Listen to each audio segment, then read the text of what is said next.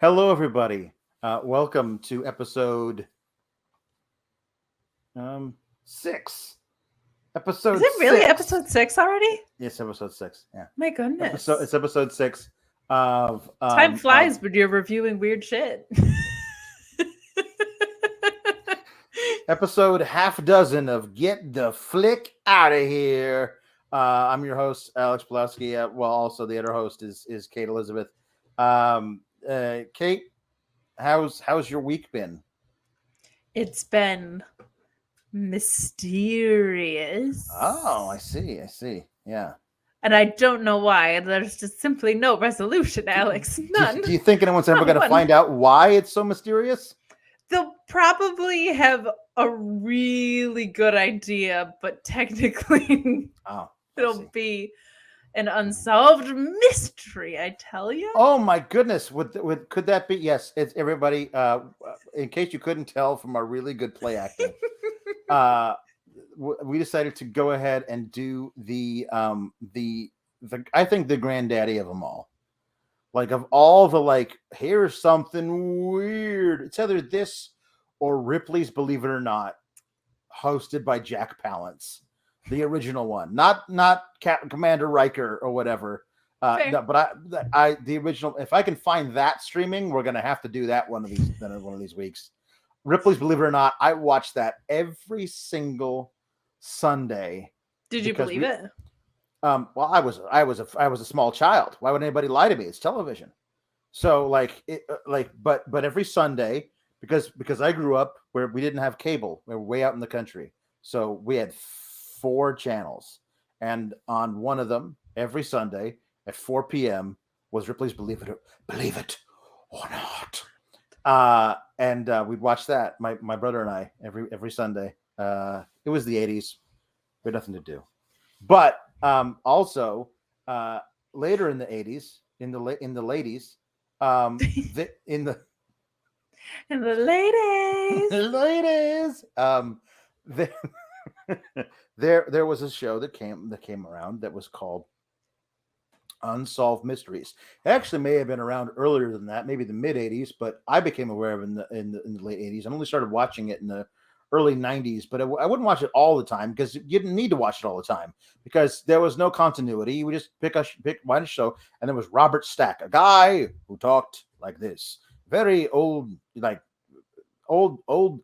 Like, it felt like he was out of a movie from like 1948.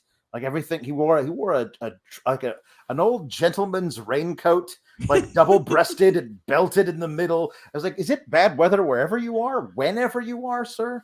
But Robert Stack was the perfect host for this thing because he always gave it a little bit of gravitas to everything that happened on the show. Could this thing have been the thing that happened? Well, we don't know, but we're going to tune in next week and maybe we'll tell you more. But yeah, there's some fun stuff in those shows. So I came across it on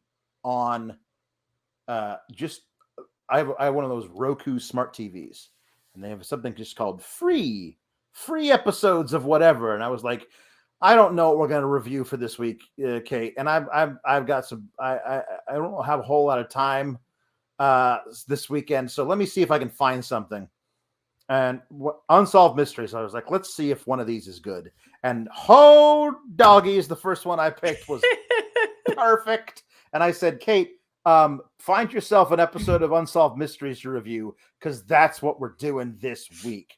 If you don't know, they would take disappearances or weird occurrences or stuff. Sometimes it's like alien abductions or sightings, something as fanciful as that, all the way down to, hey, we're pretty sure this lady got murdered by her husband, but do you have any information at home? And it's that kind of stuff. So yeah, there can be a lot of fun stuff, but the really fun ones, and I got one of these episodes, is so this all seems normal, but nobody has any clue what the hell happened. If you take individual things that happened, perhaps this is possible. But all these things combined, these little details, make this a completely freak occurrence that couldn't have happened, and we have no idea why, and we'll never know why. And those things are my favorites. Did you have any experience with this show prior to us doing this? I never intentionally watched it. I think I'd seen like episodes. You know what I mean? It Just, is like, one of flipping those through. shows. Yeah, it's like one of those wallpaper television shows It's where you fairly there's something on in the ubiquitous. background. Yeah. Yeah. Yeah. And my particular episode was a little more like the second thing you described, where it was like, this guy probably did it. It was one of those. Do you want to start? And then Sure. we'll go through your thing, and then I'll do mine, because I have 4 very differing stories to talk about with mine. Mine was just about Kathy Paige, who was murdered on my birthday, or at least that's when they found out about it. She was found dead in her car, and it was like off in a ditch, and it was staged to look like a car accident. There were no like obvious wounds on her body. The car wasn't like so much damaged as it was just like in a ditch, like if you swerve out of the way and drive into a ditch. The car wasn't so much damaged as it was in a ditch. Like somebody just lovingly placed it there. Like, I think my favorite part of this was it was clearly staged by who was soon to be her ex-husband. And there's some hullabaloo. I don't even think we found out why, but there's a belief that it was a cover-up because there's been 2 mistrials, and it's a very, very obvious thing. And we'll get into why. So it takes place 100 yards from her home. That's like step number 1, that this was not like a car accident, right? A lack of damage to the car being another one of those things. And there was just evidence all over that this was like the most poorly planted situation in the world. Like, her feet weren't on the pedals. They were like tucked away back, like almost underneath the seat, which like in a car accident, you would probably be hitting the brake, right? Like something very, very obvious. And she wasn't wearing her seatbelt, but it was like her seat was reclined. So it was just very obviously planted. Like, I think her ex-husband is bad at murder. Like, considering he got away with it, he is not good at this. Like, he should probably go into like accounting or something. Like, he should not be a hitman. He would probably get found out pretty soon, is what I've gathered. Let's skip ahead a little bit. They were married for 13 years. They had 2 daughters. Around the time of her murder, they were like headed for divorce. So the daughters knew, other people in the family knew, her sister knew that this marriage was like beyond repair. The sister said that she had told her that there was abuse as well. But they had like decided to separate and remain friendly until he murdered her. So the night in question, she went out with her friend, or she was going to go out with her friend, which is when she got in this car accident. The wounds were pretty obvious. She had been strangled. So, like, if you're faking a car accident, strangulation, not like the best way to go. It was the seatbelt, right? The seatbelt strangled her. Seatbelt strangled her. Which is why she had a broken nose and a black eye as well. Well, that was obvious from the steering wheel when she hit the steering column, and it gave her a broken nose and a black eye while the seatbelt strangled her. Sometimes I like to watch these and pretend I am the lawyer for the guy who obviously did it. How am I going to get my client off? And like, I love that she would hit the steering wheel or be strangled by the seatbelt when her foot wasn't on the, like, she didn't brake. Mhm. She didn't brake going into a ditch where she didn't damage her car, was pretty obvious. Mm. And the other thing, and trigger warning if people need it, but it looked like she had been sexually assaulted and there was blood on the outside of her clothes. Like, you don't usually have like damage to your sexual organs in a car accident. Not usually. No. No. Like, you would have, that would be more likely if you were in a horse riding accident. Yeah, there's not a lot of like funny jokes I can make about what caused that in the car accident. Yeah, like there's Nope. not really Nope. anything there. So authorities probably rightfully assumed that she was killed previously and then brought to the location near her house. But again, like it was 100 yards away. So he's so bad at murder. Like you kind of can't believe that he got away with it. The other thing was she was like going out with her friend allegedly. But she had no jewelry or makeup on. Like she was supposed to be like going out on the Mhm. town, which we assume is why the soon to be ex-husband got jealous, probably. She Mhm. probably had like a date of some sort. Mm. But authorities did learn that she had had sex. And this is where it kind of gets like wacky and fun. He claimed it was like the town that they were in, that there was like a local mafia. So that's who did this to her, clearly. Oh, obviously. Yeah. Yeah, No. it was it's the just so- local Beaumont mafia. Not Mhm. like an ethnic thing, like just No.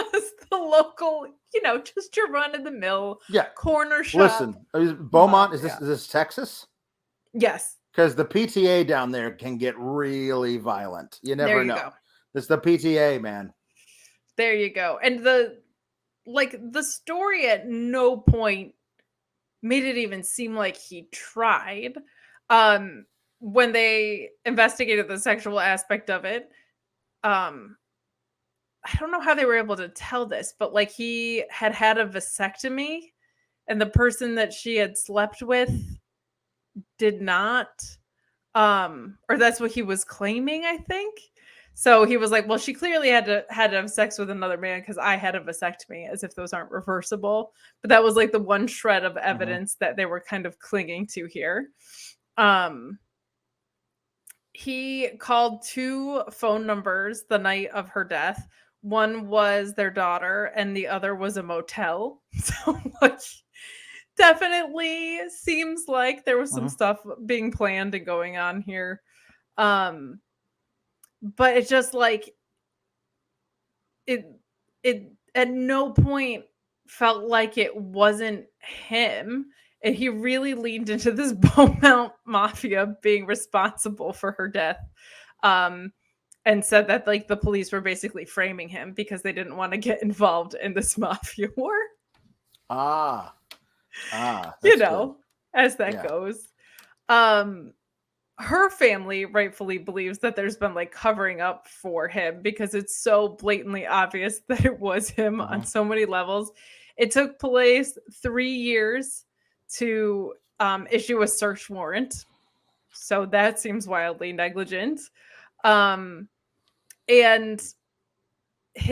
her mom saw him washing clothes like the next day.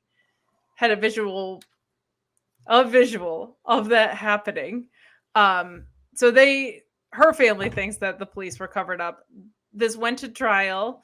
There were 2 mistrials. They've sued for wrongful death at multiple levels, and her murder remains unsolved, which is just absolutely nuts. Because it's just so incredibly obvious that it was him, but like it's absolutely bonkers how much it was just so obviously him. And like he just kept making so much up. He claimed that the Beaumont mafia had also made threats toward him, but there's like no phone records of anything. Like it just keeps falling further and further and further apart. Hey, that's a beautiful wife you got there. Be a shame if something would happen to her. Yeah, and like even after her murder, they threatened him. So Hey, that's a beautiful car you got there. But a shame if somebody would have put it into a ditch, also featuring your dead wife. Hey, that's that's a about pretty it. nice. That's a pretty nice ditch you got about 100 yards from your house. Be a shame if somebody would have put a car into it. It's yeah, and I'm looking at my notes. There were like a dozen witnesses that put him at the scene. Like there, it's just so obvious it's him, and I don't think we really like. Oh, he was just out for a walk. It's only 100 yards from their house. It's only 100 yards from their house that she got into this accident with no damage, where she He didn't was even try and running. He brake. was running the 100-yard dash, training for the Olympics. You don't know. You don't know what my client has been up to. He was running the 100-yard dash, and that's why he came across this car that had been gently placed into the ditch, also featuring his dead wife. I'm It pretty. happens. It literally happens every day. Reasonable doubt. I'm gonna say your doubt is pretty unreasonable. I think it's extremely, extremely reasonable doubt. Um, so and there's just like there's so much in my notes that just point to it being this. Like neighbors heard that there was an argument. She was strangled by someone left-handed and he's left-handed. um they found him financially liable, so he had to pay 200 grand to the family, but Oh, like I love that. Give him the old OJ. yeah, Like you acquitted in a court of law. However, pay every cent that you own until you die. Yeah. he also was convicted of desecrating her grave, which is insane. Yeah. And That seems he like was bad behavior. yeah, like why would you do that if you Mm-mm. tragically missed your wife? That was like from the beginning they said like he was like I'm so sad and then was just fine. Like he reacted like shocked and horrified. I don't know why you would be shocked when it happened 100 yards from your Mhm. house, but whatever. And then all of a sudden was like just completely back to normal. Another like sad turn in this is that one of the two daughters passed away at the age of 28 as well, Mm. which is super sad. But he was never actually fully criminally charged with murder, just all of these other like BS lesser charges. Um, which I guess is what the Beaumont Mafia protection will get you. But it was just insane, like how obvious it was that it was him. I kept waiting for there to be like a swerve, and there kind of just wasn't. Mm. Like, even like there were soft drinks in the front seat that hadn't been spilled in this car wreck where the car wasn't damaged. Like there are so many of my notes are just like this is the most staged. Like if Hollywood was setting up Mhm. a car accident, they would be like, this is so Mhm. unbelievably false and incorrect. Um, it just was so obvious it was him that like kind of the story of this was the back nine of like him getting away with it and not actually getting charged. Like most of this was more like he obviously did it, but it's like why um didn't this get properly like put in the court of law? Mhm. And nobody really knows. He passed a polygraph where he admitted to having had sex with her that night, but he was like, we had sex before she went out. Okay, buddy. Like it's just nuts how clearly it points to so many injustices. Like it was obviously him. He obviously staged a scene. He Yeah. like even the after part of him desecrating her grave was like points to it being him, and he still just was not ever charged at this point. But um it's obviously these Beaumont Mafia wars. Yes. Um. Yeah.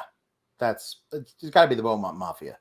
The That's Beaumont. The Beau Mafia. They called the Beau The Beau the Mafia. Beau Mafia, the old Beau Mafia, Mhm. where you know, it's just those darn kids putting Yeah. things on the lawn. So, Yeah. but Yeah, this was kind of like, I guess, what someone would think like your classic Unsolved Mysteries episode is, where it more just feels like an episode of like First 48 or whatever. This was Yeah, not yeah. like a I a gotta twisted one. tell you, Kate, you got yourself a dud. I really You did. got yourself a dud, and I did. it's too bad because I got myself a super duper exploder bomb It because this sounds thing. like you did. I really thought we were making an upturn at Beaumont Mafia, but it didn't really I pan out. mean, listen, there are 1, 2, 3, 4, 5 stories in mine. You got the one. I got I think because 5. I got the newer. Yeah, See, must be. I should have gone to the original because I went to the newer format for I this one. And believe mine is from 1987 or 88. mine was late 90s. Yeah. So that's where we went wrong. But what I love about it is that a bunch of stuff from your episode found its way into my episode. In that, the husband obviously did it. A woman found dead in a car wreck, but those are two separate stories. You had told me a little bit like of the how obvious it was, and I was like, did we pick the same episode? Like I got a no. little nervous, but then I was like, this is a common trope in the show, it so we certainly probably is. didn't. Yeah. I got some good ones. The first one is a guy named Dave Davis, who right there you gotta wonder. Immediately suspicious. Serial killer, perhaps. Yeah. Dave Davis. I mean, like, immediate suspicion. If your parents were psychotic enough to name you David Davis, out the gate, and you, by the time you were in your early 40s, did not like recognize that it was time to switch the name to something else, or at least go by your middle name.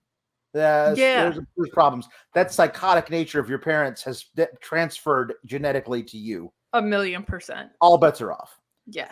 So Dave Davis and his young wife Shannon lived on a horse farm in Michigan, as one does. Of course.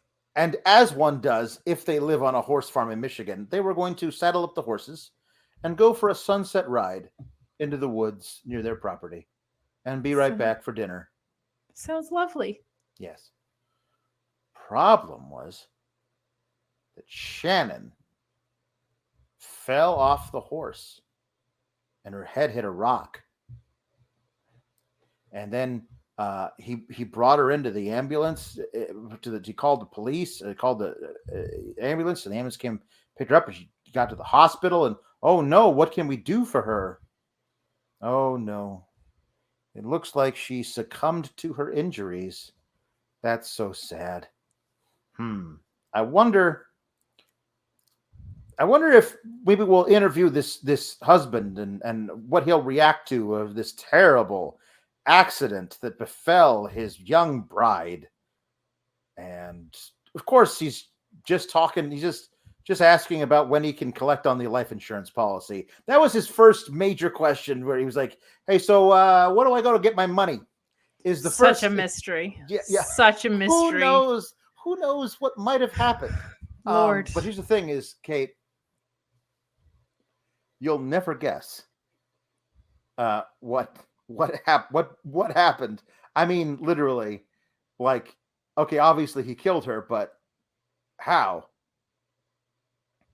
And how they figured this out. So her mom was like, I never liked this guy. I never trusted this guy.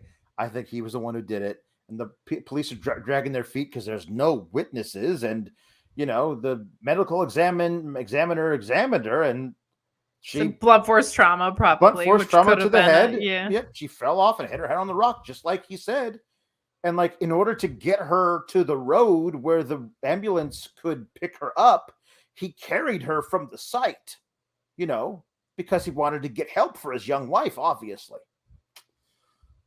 Immediately, your guy had a better plan. I'll say that. Immediately. Oh, wait for it. Because they were like, okay, we think, also he was really adamant that she wanted to be cremated.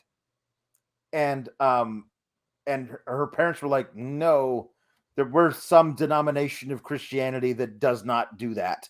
So there's no way she would want to do that. She would have talked to us about it because we would have been like, that's weird. I'm like, no, it's totally cool.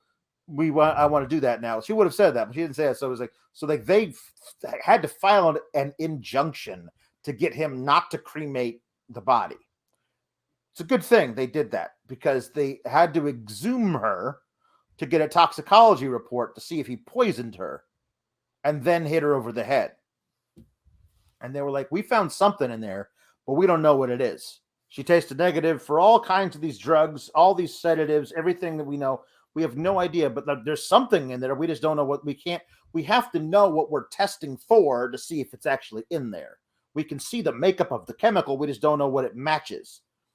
And so somebody else was like, they talked to a guy who ran a different horse farm and said whatever this was. And I guess the guy suggested, well, maybe it's a horse tranquilizer. So the guy injected his wife with horse tranquilizer. And the reason we know this is because they tested for a horse tranquilizer, a specific one that was readily available at their horse farm where they lived. And wouldn't you know it, the chemical patterns matched up exactly. So she had horse tranquilizer in her system. And then they were able to get, this is like somehow they I don't forget exactly why the first one was, but that's what it was. They exhumed her. They tested for all these regular drugs and they were stumped. And so they put her back in the ground.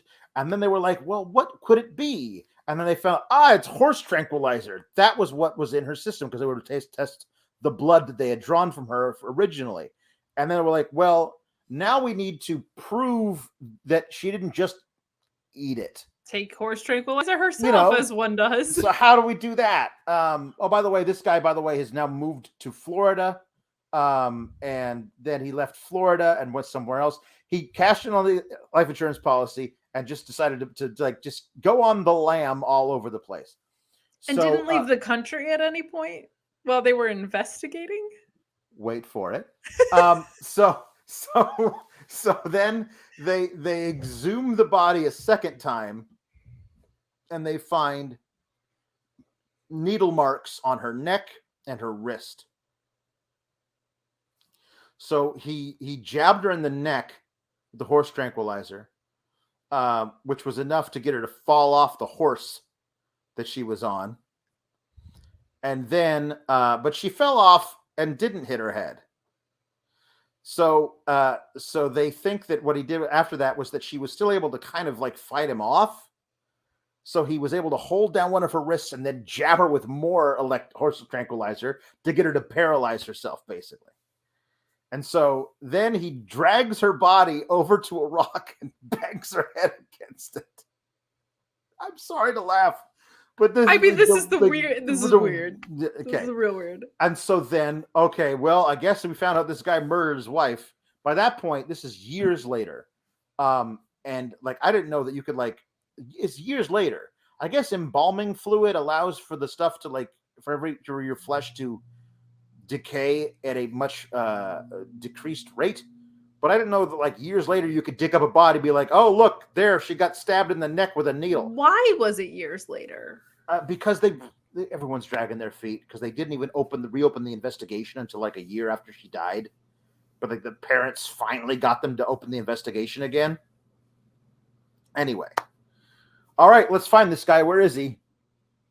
No idea. So that's why they're doing, they can't find him. He's left the country. They don't know where he is. So they put it on Unsolved Mysteries. And 3 days later, this was actually, they showed the original story and then gave us the update. 3 days later, they got a call from somebody who said he was a work acquaintance. This guy he works with me. Imagine finding out that guy is your work acquaintance. Right.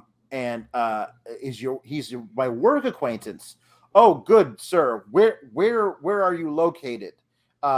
We will drive right down there with the best of the FBI and the U.S. Marshals and find this guy. And says, "Oh, well, you're gonna have to take a boat because I live in American Samoa, and so does this guy now.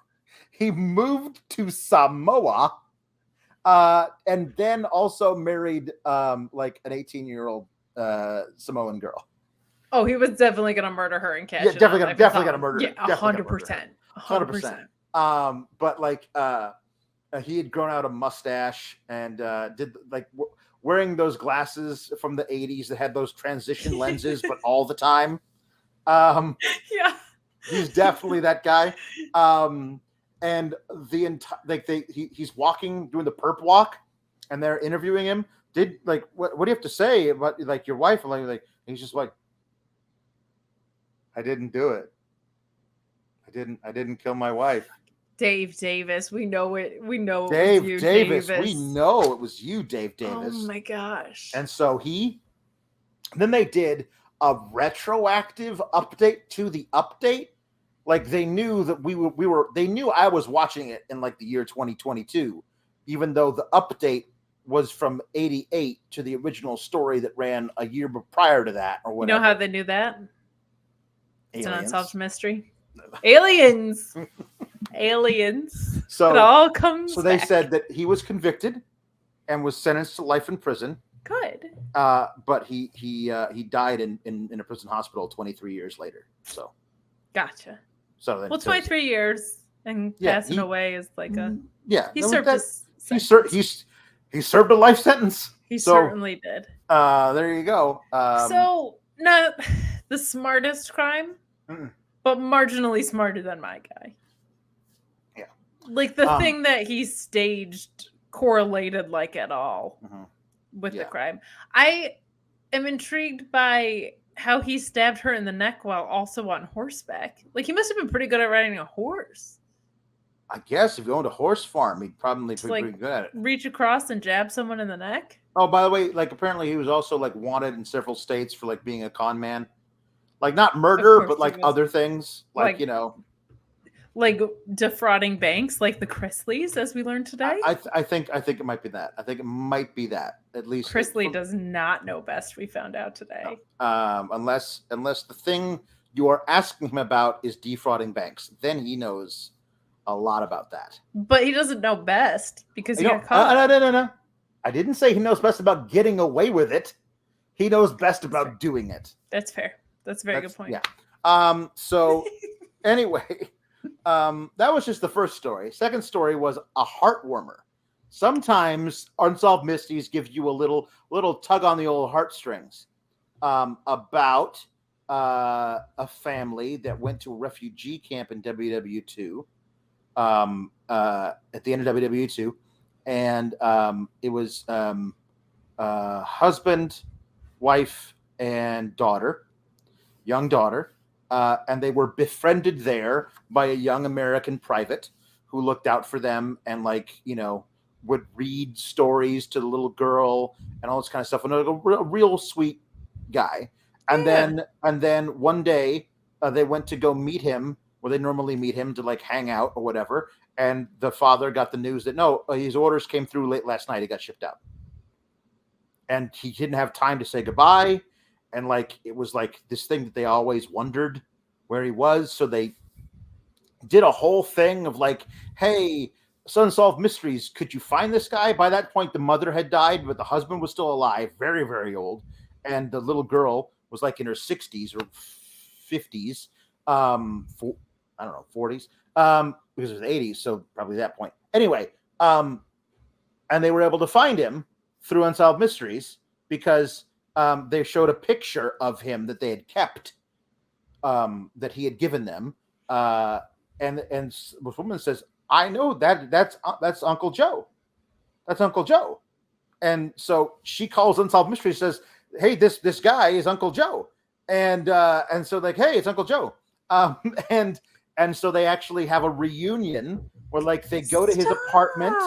I think they live in Michigan and he lived in Ohio. Like they were that close. And so they go to his apartment and he's so happy to see them. He's an old man now, retired. He's a retired mailman. That's what he went back to the States and became a mailman. What a wonderful, like, 1950s thing. Like, Yeah. I was in the service and I came back and I became a mailman and I bought my little house and I had my family or whatever. And so, yeah, it was a little heartstring warmer. I And mean, what was his life they're like? all dead now, of course, because this was shot 40 years ago. But it's nice at the time. Yeah. Did we learn anything about the in-between time, about his service or anything? No, I mean, I think it was at the end of the war, and he was like 19 years old. So somehow he made it Aw. to like he probably was like a late draftee or whatever, and somehow Yeah. made it out. And they got probably the GI Bill or whatever the hell happened for them, and he was okay. But and they obviously were able to immigrate to the United States, and they lived there, and That's they so raised sweet. a little sweets. Every now and then there's a little sweet one. Isn't I that love nice? that. Isn't that nice? Well, here you go. Because if you like Immediately that, switching gears. if you like that, you're gonna hate this. So, in 1986, in Oklahoma, in rural Oklahoma, a cop comes across 1986, a guy out tilling his acreage, farmer, sees billowing black smoke, past the forest on his edge of the thing, calls it in. Stady comes down this dirt road, and there is a little creek and a little tiny bridge, 1-lane bridge over this creek on this dirt road, and there's a guardrail. And this car has completely impaled itself on this guardrail. This is And how you stage an accident. and it's entirely in flames. And there is a woman inside, and she's obviously dead. But like it's burning so hot and so fast and so long.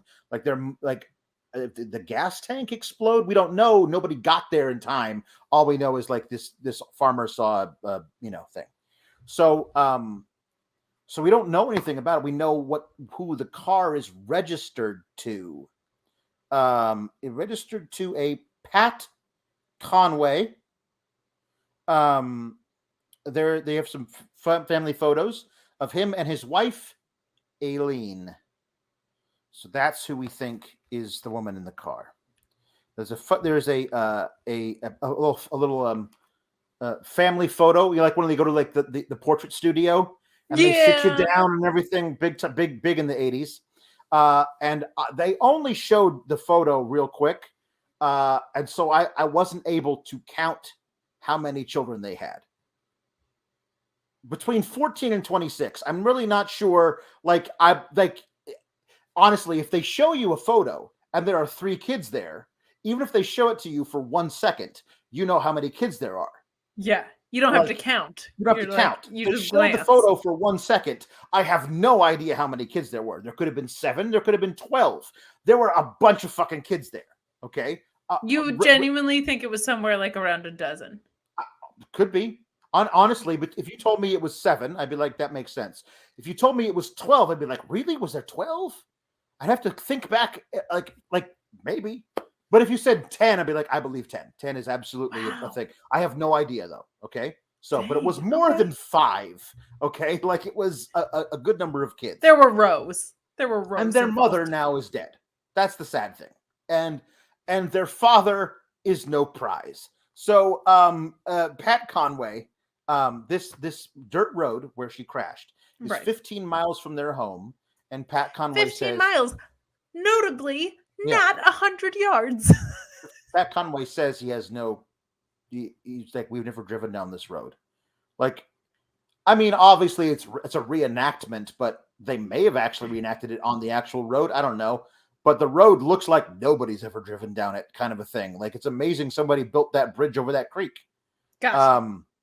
And so now, before they had been able to identify who, like, it's the 80s, you don't run the plates from inside the car. You got to like call somebody down at the station to do that, and they got to look through file cabinets or whatever. So before they were able to actually tell him, hey, looks like we found your car, we think your wife's inside it, he came home from work and found the following things. The patio door was open. Nobody's home, for one thing. Okay. The patio door to the back is open. Aileen's purse, which she never left the house without, Of course. is on the floor between two chairs in a place where you wouldn't normally leave it. It's the flap of it is open.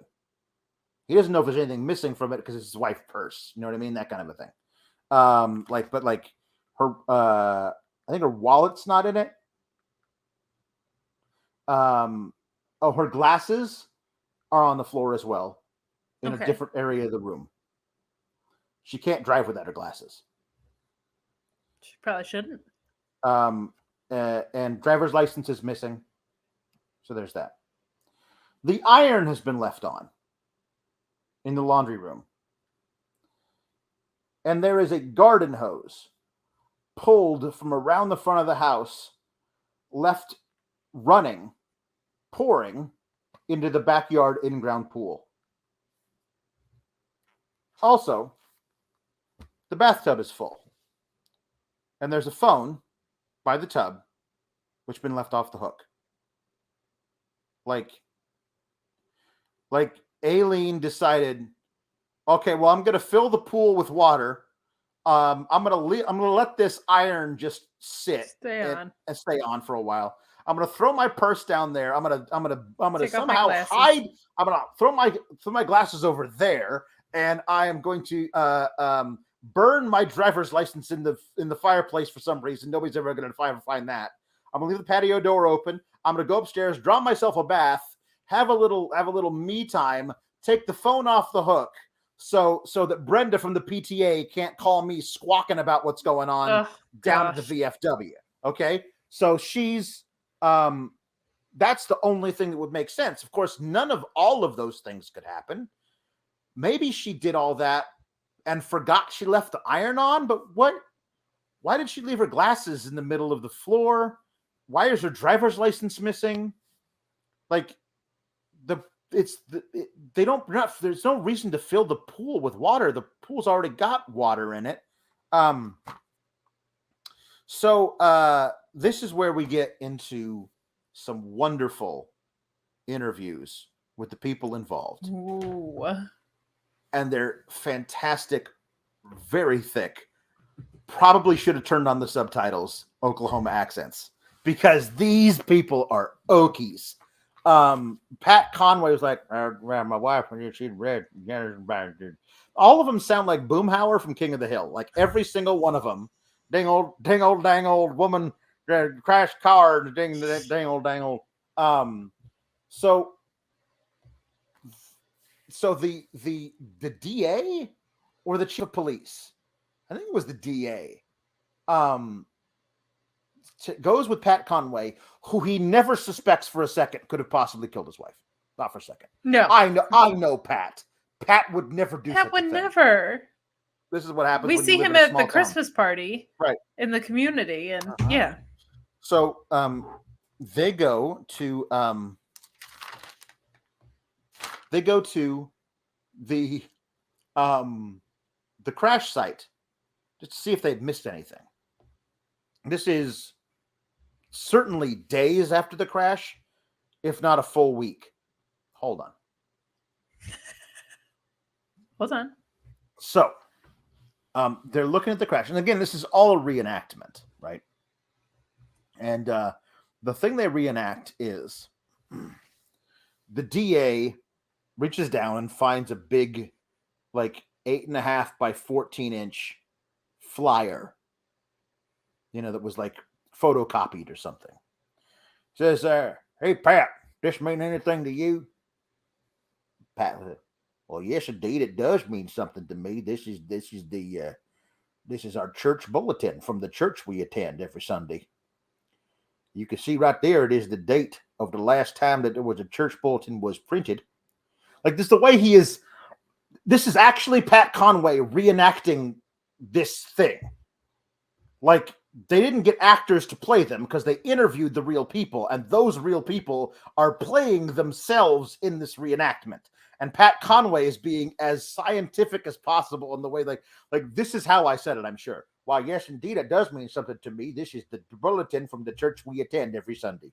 And you can see right here that this is where like, and it was just so it's like and then the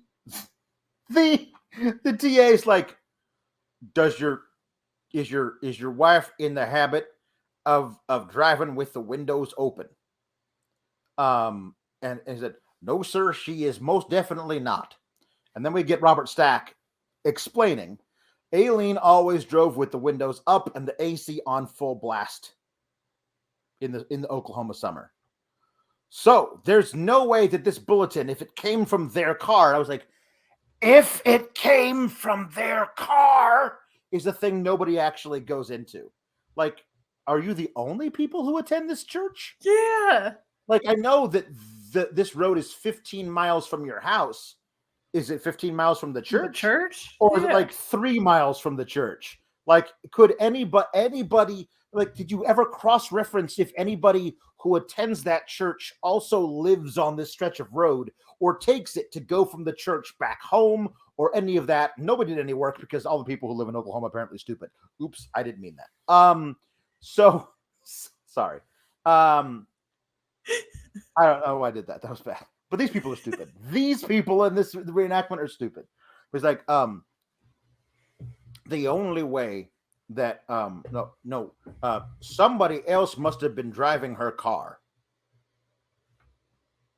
Wait, but she was found in the driver's seat. So you're telling me they drove her here. She was already dead.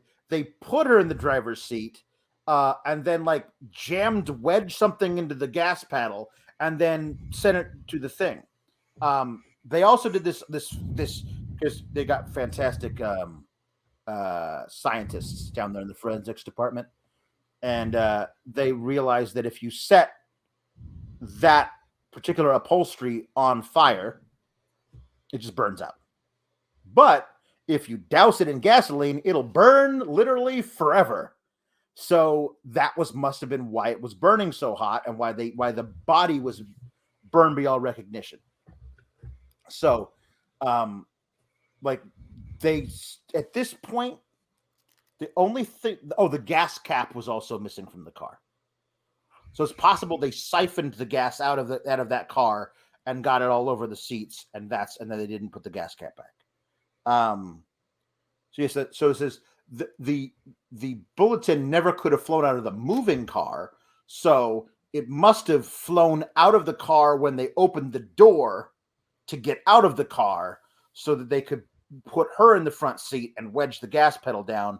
This was like all like stuff like this is the little bumpkin office of the FBI or something came up with this thing.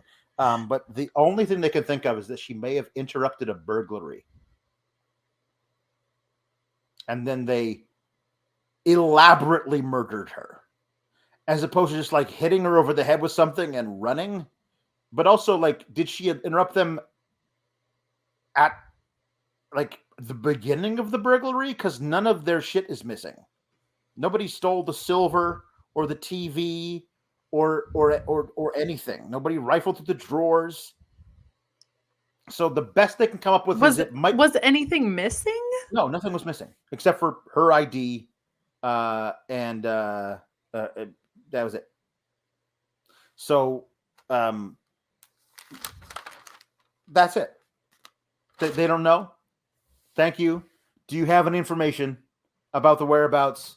Obviously she's dead. We know she's dead now. But it was like, was she trying to leave? Was she running from somebody?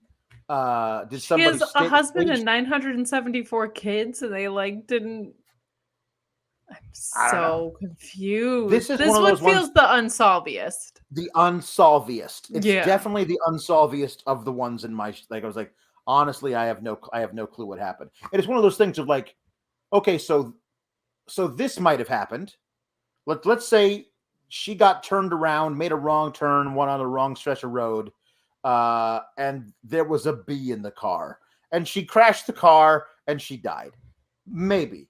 but then why did the car burn so much? Well, she was going to go and get to fill up little cans of gasoline so that she could put it in the lawnmower. Nope, that wasn't the case, because there were no like all these things, like any theory. And why was the house in that condition? Yeah, any theory you could come up with is immediately negated by some other piece of information, which means it feels like it was elaborately staged so that would be the case. The case, yeah, it had to have been. Like, there's like, okay, so this is what happened. No, wait, it couldn't have been this because of that.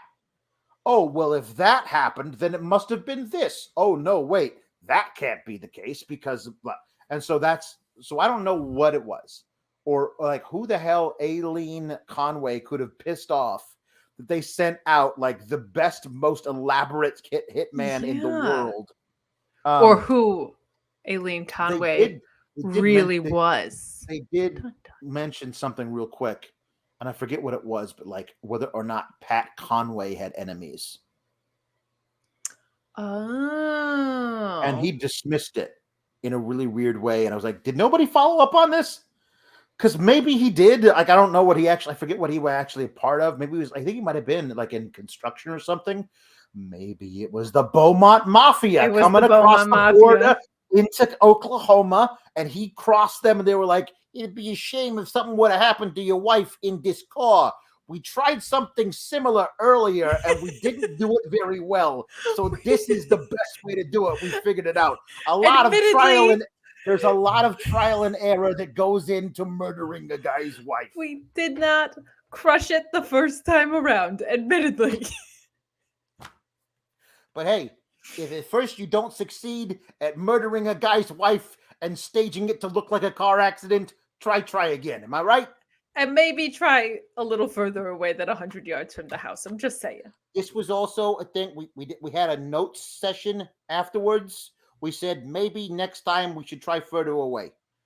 15 miles seemed to be the right amount of time. So good also make sure the car like careens into the ditch. You know, don't like just gently push it, because that's weird. A couple scratches. Please, you take the church bulletin, if there is one, throw it out of the car, and don't leave soft drinks sitting on the passenger seat unspilled, because that is a red flag. That is a major red flag. Okay, this one's great. The murder happens in 1928. Whoa, the way back time machine. So then there's a little thing which is like, it's like black and white. So to let you know, it's in 1928. Like they put a filter over the film. It's in black and white, and then it fades to color, so that like, oh, okay, now we know. Time has passed. It's in the Grand Canyon. Okay. The Grand Canyon. Ooh.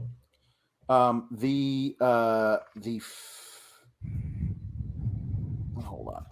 The famous photographer, what's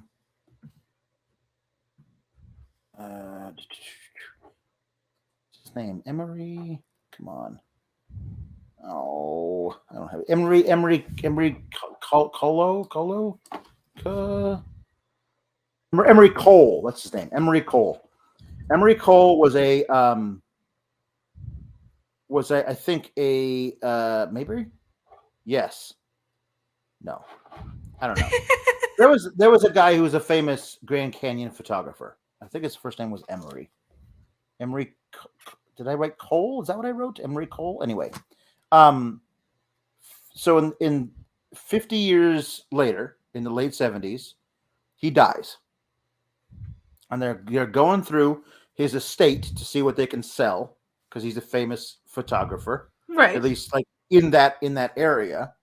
And they going through his boathouse, and in a canoe that is suspended from the ceiling of his boathouse is a skeleton, a human skeleton with a hole in the head, like it had been shot, like a trophy, like a hunting trophy. Yeah, kind of.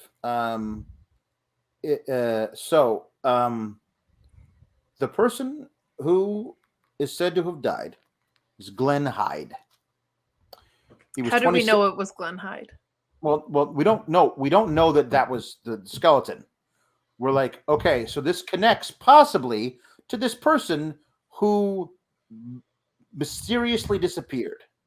Okay. Well, these people there's one skeleton and two people who went missing on the Grand Canyon in 1928. Glenn Hyde and his wife Bessie. He was 27 and she was just 18. They went out on a homemade boat. He carved the boat himself. They went out with no life jackets, and they were going to raft the entirety of the Colorado River because he was an avid outdoorsman and a thrill seeker, outdoors enthusiast. Right away seems bad. Yes, not the best choice. No. He had limited experience doing this. She had zero experience doing this. And this was their honeymoon.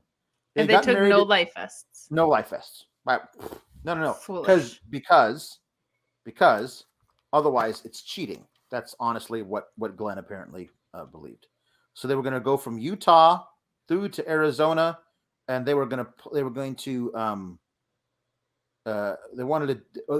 had been going from Utah to Arizona. 26 days they had been rafting the Colorado River. They were planning on going all the way to California. So they had gone like halfway. I'm sure it was beautiful. Right. Sounds boring. Yeah. 26 days of rafting. My arms hurt. Yep, exactly. So they stop. I don't know how they knew Emery Cole or whatever, but they ended up like spending the weekend at his chalet above, he's got this beautiful cabin up on the bluffs of the Grand Canyon. All this guy does literally every day is get up, walk out, and take pictures of the Grand Canyon every friggin' day, and he sells them, and that's how he makes money. So anyway, they're there, and we don't know anything about this, but the stories are of like Emery Cole's neighbors who saw them because they stayed there for more than a weekend. They stayed there for several days, but that perhaps Emery Cole had taken a shine to young Bessie, perhaps, and Glenn might have been getting a little jealous, little jelly, old Glenn.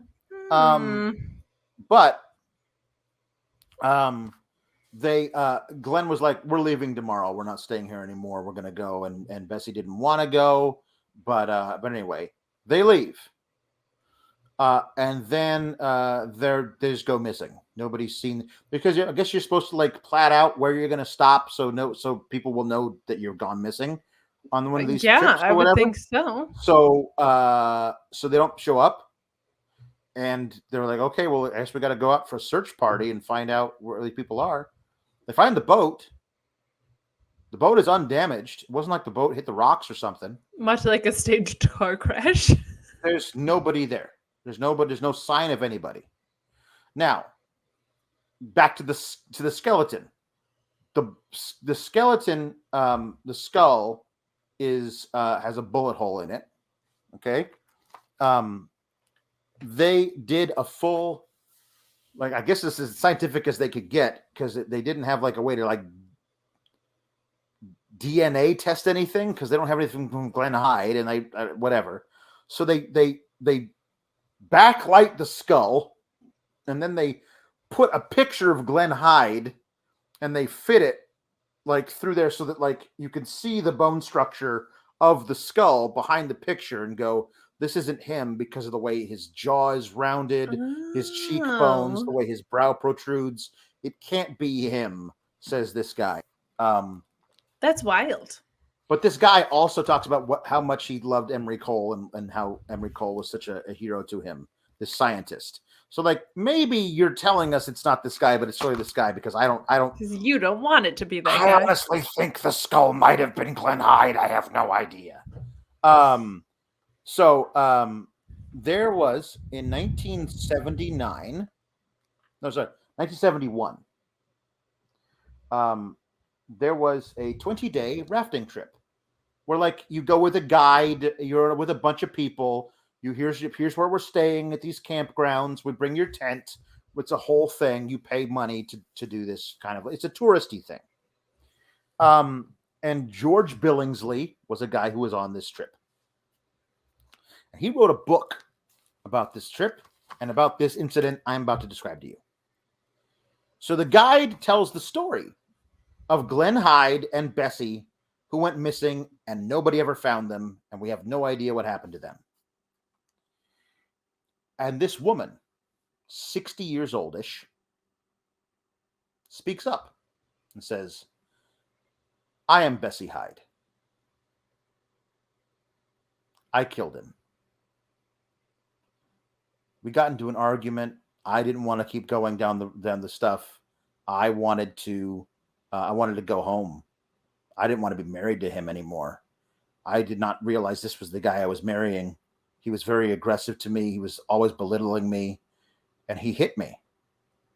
And I picked up the knife that we'd used to cleaning fish, and I stabbed him in the heart. And I just let the body fall into the river, and I climbed out of the canyon, and I decided to completely go out and be a different person. Right? So I lived the rest of my life never not being Bessie Hyde, but that it was my real name, right? So the author is like, I believe 100% that this lady, the way she told the story, it was oddly detached, but also very personal. She knew details she wouldn't be able to know unless she was an amazing storyteller or whatever. And this was one of the last days of the trip. So they just were like, oh, hey, pretty cool story, lady. Anyway, so better get some shut-eye. I'd like to go home now, please. So that author wrote the book about how this woman says that it was. And he did all the research into it and everything and wrote the whole thing and telling it as this thing. Nobody went to the police? Apparently, Unsolved Mysteries. Not anybody else. Unsolved Mysteries. Were able to go back and talk to the river rafting company, which still kept records of who went when, and they were able to figure out who the woman was who was on that trip. And they contacted her, living somewhere in the Midwest, and she says, "Oh no, that was all a lie. I just said that. It wasn't me." And they just have to leave it there because I guess it's not a crime to it's not like they filed a false report. Embellish a ghost story. It's and the person who had the hook for a hand was me. Yeah, you can't. I don't think you can arrest somebody for that. But I want to believe that's true. I think that's an awesome thing that this woman would go back to the scene of the crime 50 years later and be like, yeah, that's me. That's wild. Yeah, isn't that great? That's it. You see, you had a dud. You didn't have one about the lady who's by the way, the murderer. No, I had this guy who totally did it, was really bad at doing it, and then blamed it on a fake mafia, and never got properly charged for unknown reasons. This last one is the most open and shut one to me, I think. But it still is one of, I think, my favorite because of how ridiculous it is. It's just ridiculous. 1985. Dottie Kaler. She suffers from agoraphobia, which of course is the fear of going outside your home, right? She's crippled by it. But to test herself and try and through therapy or whatever, she lives in outside of San Francisco. She goes to their subway system, which is called the BART, Bay Area Rapid Transit. She's going to buy a ticket. She's going to take it on the full loop, just sitting on the subway. And then she's going to get off at that stop. And then she's going to be picked up by her husband. Kind of combat her fears. This is the thing that they start with. And it quickly becomes obvious that she was never agoraphobic and nobody is thinking to ask that question. So I don't understand why that's not a part of this story, but like that's an absolute thing. And if you were, you should have some sort of like likely therapy, or Right. they should diagnose you now to make Yeah. sure that it's like a mentally fit thing. Jewel Kaler, I believe short for Julian, is the husband's name. He's been interviewed a lot for this episode. I have never seen eyes like this guy has. They are directly next to the bridge of his nose. He does not appear to have eyelids. Like they're just slits, like weird little tiny dots right next to his eye. I mean, like, I don't even know. Maybe I can find a picture of him from that episode. Oh my gosh. It's weird. He looks so odd. He looks. Oh, he died, apparently. Sad. Yeah, he died. Oh, well, it's weird now. But anyway, do they have images of him? Because if not, we should try and put it in a post because it sounds noteworthy. Yeah. So hold on. Do they have a good picture of? Oh, here it is. Here it is. This is so creepy. Okay, I'm gonna put it on. Oh, I'm doing the whole thing here. So anyway, when they interview him, and it's, and he's talking about how, like, the way he says it, she had become very inconvenient for me. I'm like, okay, well, you're just admitting to murder. Like, I feel like if you say it that way, you're admitting to murder. That sounds like something that is in a Law and Order SVU episode, like straight out. Yeah. That's a very odd thing to do to me. But he works out of town. He works for the Forestry Service. He's always up in the Sierra Nevadas. He's always gone for days at a time, right? And she doesn't leave the house, so she says. So, there have been cases where she's at least told other people. I don't believe there's ever a police report filed, but she said that he hits her. Like, there's domestic violence involved. Now, she's agoraphobic. Remember this. They keep saying she's agoraphobic. You know, how will we ever? She can't leave the house, and yet she went and she got a P.O. box in a fake name, or in her name. Yeah, in her name, in a neighboring town.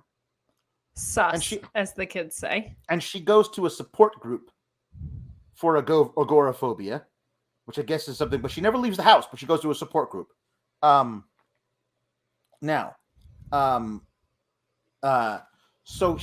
he is being transferred to Salt Lake City to do forestry work in Utah. She doesn't want to go. She wants to stay there. And he says, this guy says, well, I suppose even if Dottie would have wanted to come with me, I wouldn't have wanted her to. But that doesn't matter now. That's who this dude is. Like, everything is just like anyway. So that's who this person is. Like, it's just I feel like it should be called Extremely Solved Mysteries, but not in a court of law or something. Yeah. So now, the way that they describe this trip that she was supposed to take at the beginning, I swear to God, was like a quick trip around the loop. But then they say later that she was taking an overnight trip to visit a friend, and that she brought an overnight bag and her purse, right? And so he drops her off because she's going to take the Bay Area thing to like another station where she's going to meet her friend. The agoraphobic gal is taking the BART for an overnight trip away. Yes. The agoraphobic gal. And he's going out of town, and he's going to come back and he'll meet her there.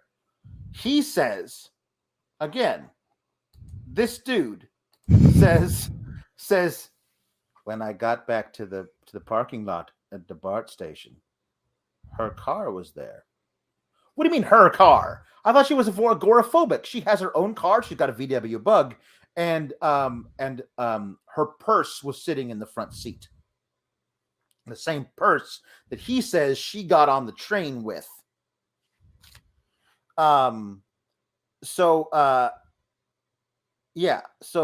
he left a note on her windshield saying, "Hey, you didn't show up. I'm gonna go home. I'm assuming you have the keys to your car and you will meet me there." And she never showed up, and so he kept coming back and kept leaving notes, and she wouldn't do there. Her friends in the support group were calling saying, "Hey, can I talk to her?" And it's like, "Oh, she never showed up and she's gone. I don't know where she is." Like, what do you mean you don't know where she is? Well, she didn't come back to the car. I don't know anything about it. Like, well, have you filed a police report? No, she'll come back. I'm sure she'll be fine. 5 days after she went missing, the friend filed a police report for a missing person. Not the husband. Husband never filed a police report.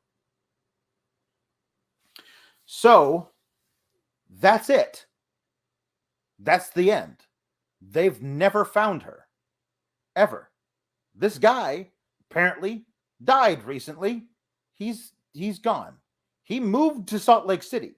Like, they like interviewed him, but there's nothing to hold him. Like, they don't have any evidence. There's no body. She's not dead. There's no body. So, like, who knows where she is? So he moved to Salt Lake City. This guy goes away for days at a time, and they didn't even file a report until 5 days later? Exactly. And so he moved to Salt Lake City and then remarried.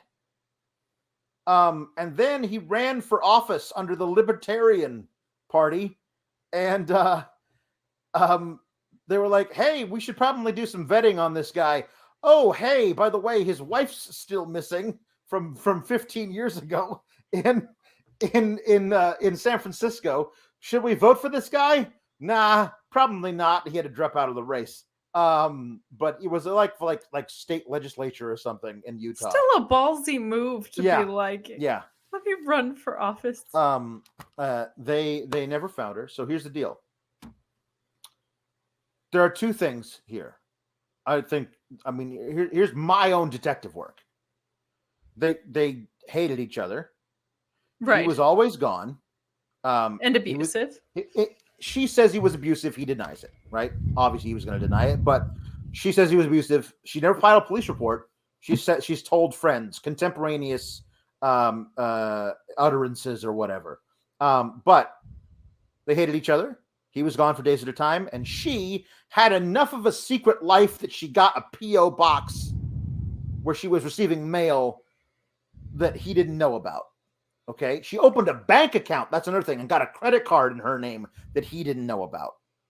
So she either was pretending to be agoraphobic, like going to this support group where she made friends because she wanted to have something to do outside of the home when he was gone. She was agoraphobic, but had her own car, so she could leave the house whenever she wanted to while he was gone for days at a time.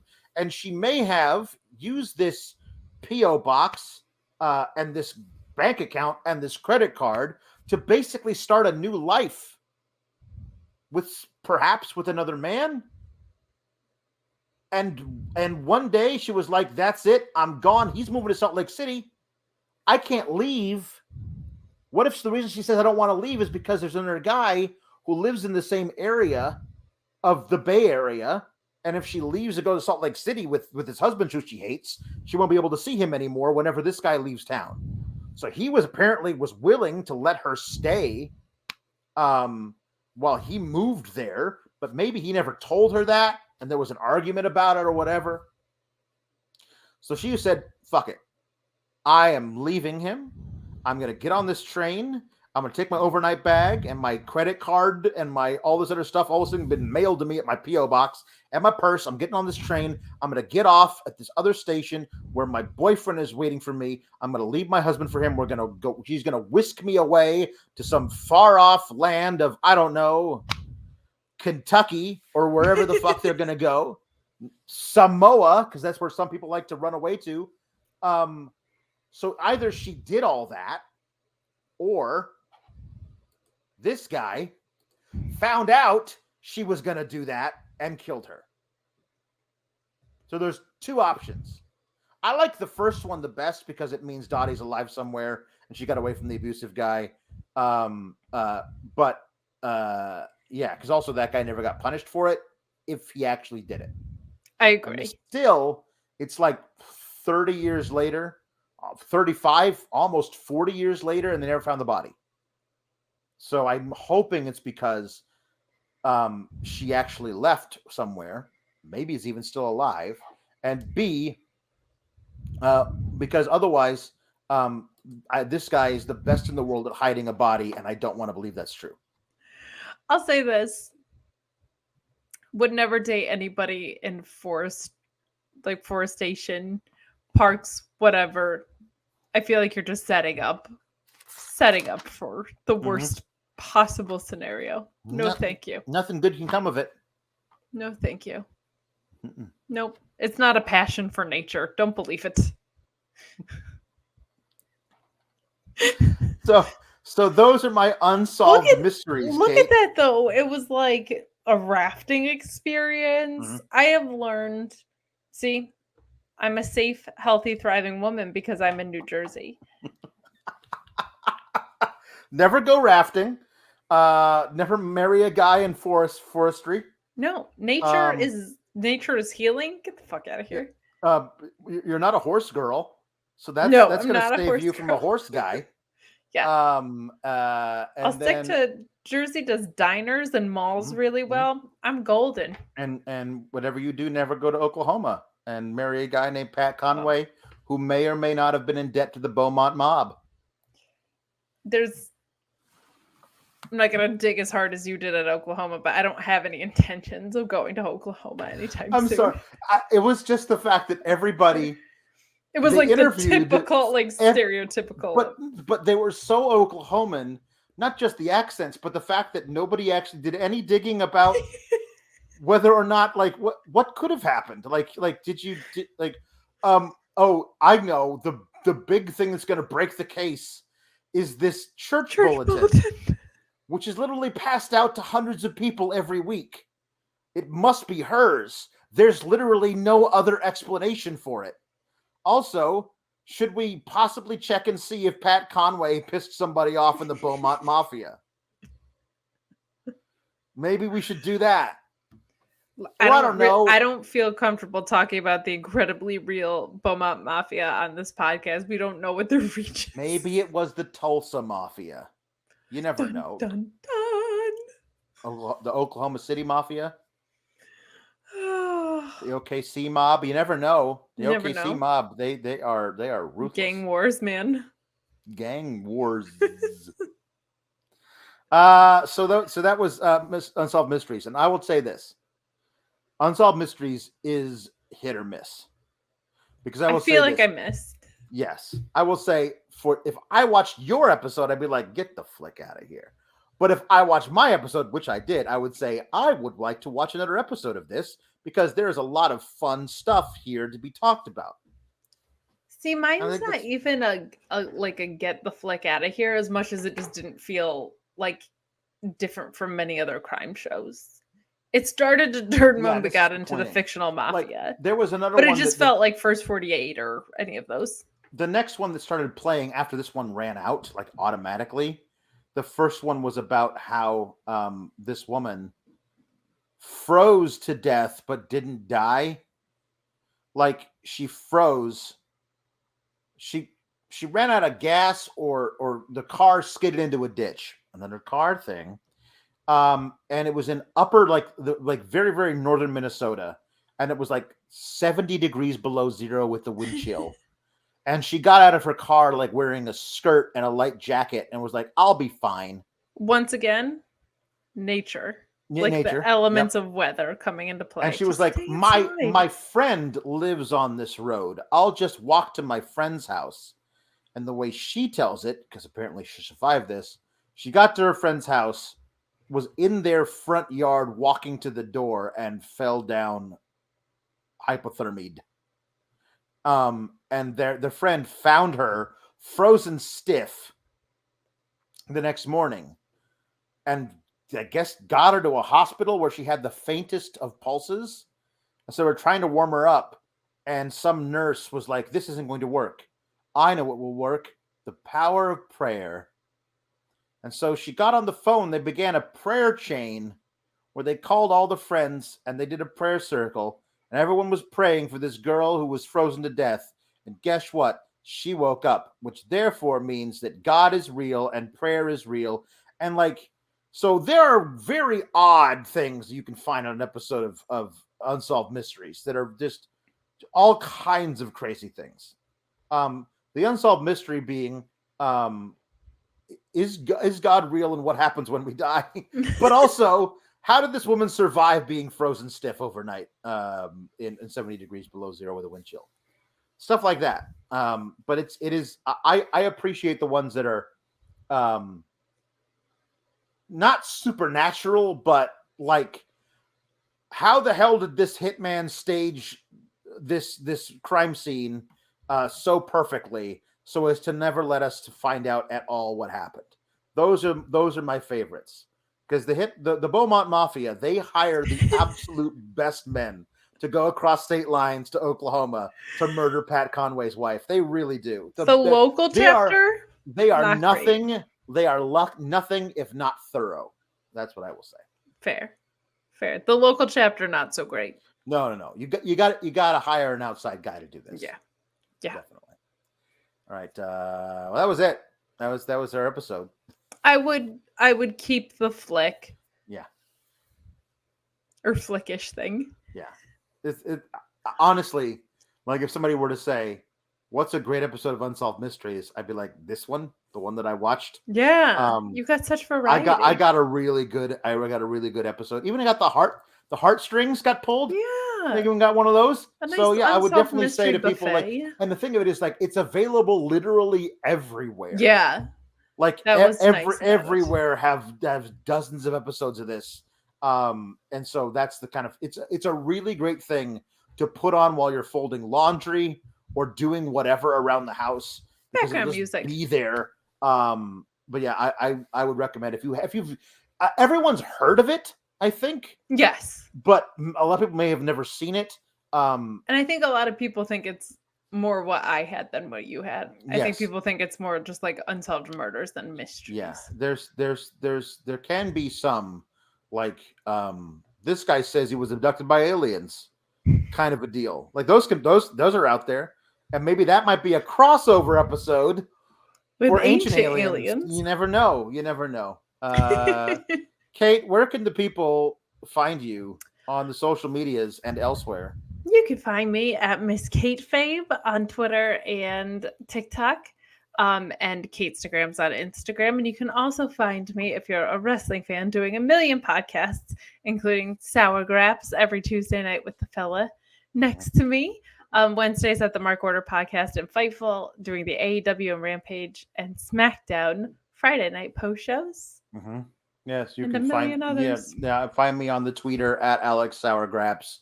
And also all over Fightful.com, reviewing shows, FightfulSelect.com, all these fun things to do as well.